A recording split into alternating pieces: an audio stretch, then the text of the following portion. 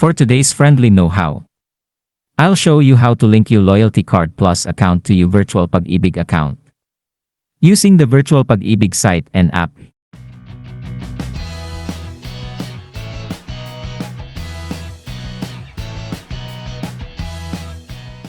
On your browser, i-type ang Virtual Pag-IBIG or go to pagibigfundservices.com/virtualpag-ibig. I-check ang data privacy, then click Proceed.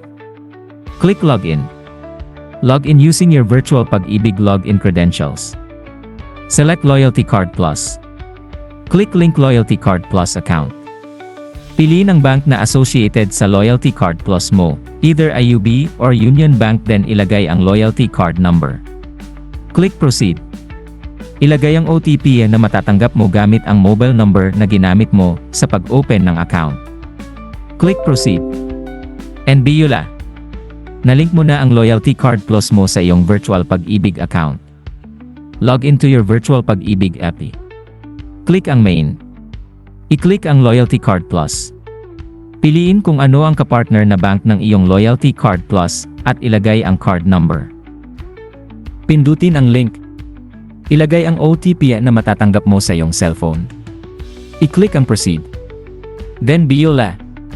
Makakatanggap ka ng notification na your Pag-IBIG Loyalty Card Plus is successfully linked. Thank you so much for watching. Please like and subscribe para ma-notify ka kung mayroon akong new video na uploaded.